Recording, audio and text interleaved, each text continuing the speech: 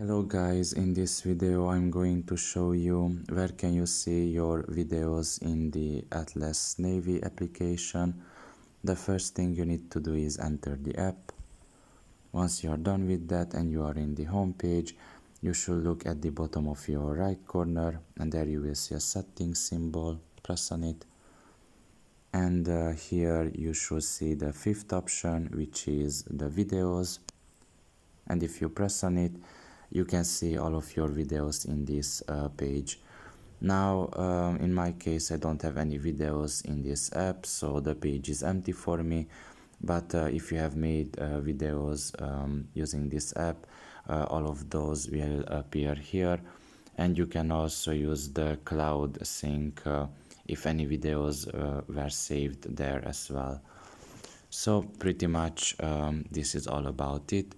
I hope this video was helpful to you. Thank you for listening and see you next time. Bye bye.